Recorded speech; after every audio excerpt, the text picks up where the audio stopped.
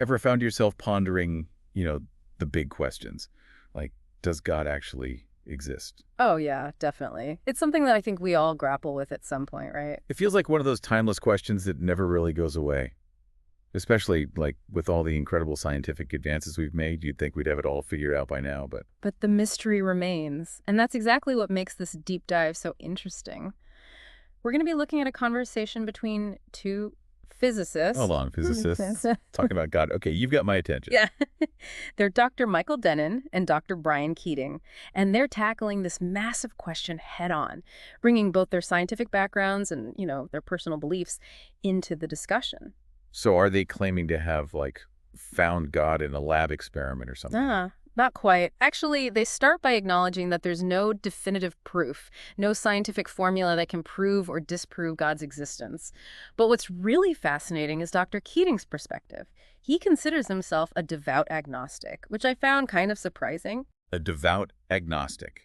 Now, how does that work? That seems almost like a contradiction, doesn't it? Right. It definitely caught my attention. But it seems like what he's saying is that it's not about blind faith. It's about recognizing the mystery while still actively seeking understanding. Sort of like saying, I might not have all the answers, but the journey of searching for them is what truly matters. Yeah, I can see that. I can see how that resonates with people, Yeah. especially when you think about all the things we still don't know about the universe. Yeah. It also highlights that the whole concept of God is pretty subjective, right? What God means to one person can be completely different for someone else. 100%. And that's one of the things I found really refreshing about this article. They challenge that kind of stereotypical old man in the sky image of God that we often encounter. Dr. Denham points out that our understanding of God is incredibly diverse. You've got individual beliefs, you've got different faiths, and even within a single religion, like Judaism, the way God is perceived can be super complex. So not just some benevolent grandpa figure looking down on us. Not exactly. Like Dr. Keaton talks about how even in Judaism, God is described as both commanding and complex. Commanding and complex. Yeah, it's like commanding in the sense of, setting moral laws and expectations, but also complex because God's actions and motivations aren't always easy for us mere mortals to grasp. It really adds some nuance to how we think about God's role. It definitely challenges those simplistic notions we often come across.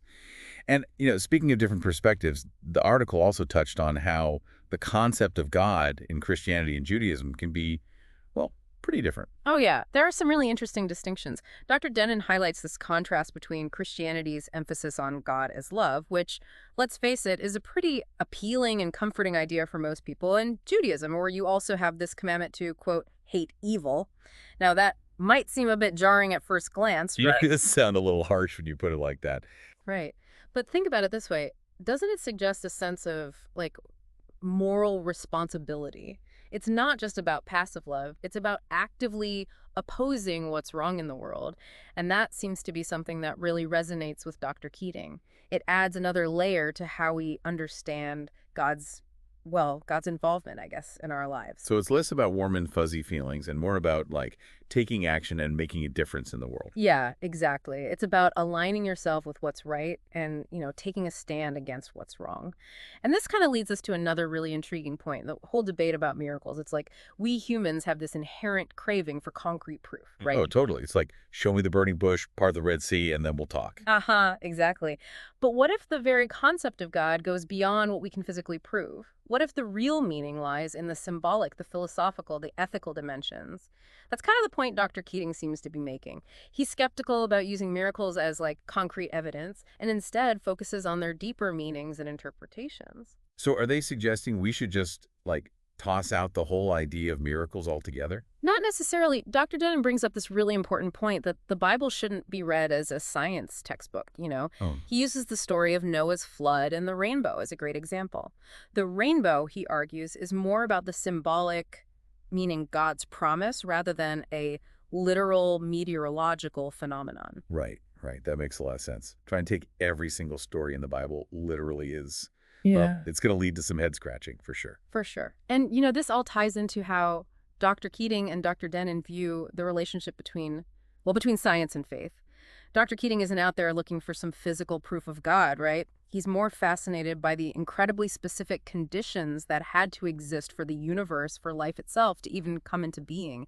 And that in itself, he argues, points to something pretty profound. So it's more about a sense of awe at the grand design of things, rather than trying to pinpoint like a divine fingerprint. Exactly. And Dr. Denon adds to that by suggesting that the Bible often uses miracles not as some scientific demonstration, but as a way to explore the relationship, the dynamic between God and humanity. Oh, that's interesting. Kind of shifts the focus away from this need for proof and more towards like understanding the deeper meaning and connection in faith. You got it. But then it brings us back to this very human element, Even after witnessing events like the Exodus, like parting of the Red Sea stuff, the Jewish people still wrestled with their faith. Dr. Keating points this out as an example of how our desire for that tangible proof can sometimes actually overshadow the more nuanced, the more personal aspects of faith. Yeah, like we're so focused on finding that aha moment, that undeniable piece of evidence that we might miss the journey, the exploration that faith offers. Exactly. It really makes you think. If this concept of God, if it truly transcends our human understanding, does our focus on finding definitive proof, does it kind of become, well, less important than the journey of seeking meaning and purpose? Whoa. This deep dive has given me a lot to chew on, that's for sure. We've gone from like physicists contemplating God to rethinking miracles and exploring this complex dance between faith and science. And it, It's a lot. and it all seems to come back to this question. If the essence of God, if it truly lies beyond our ability to fully grasp, maybe, just maybe, the real quest is not about finding that irrefutable proof, but about embracing the mystery and exploring what truly gives meaning to our lives. What do you think?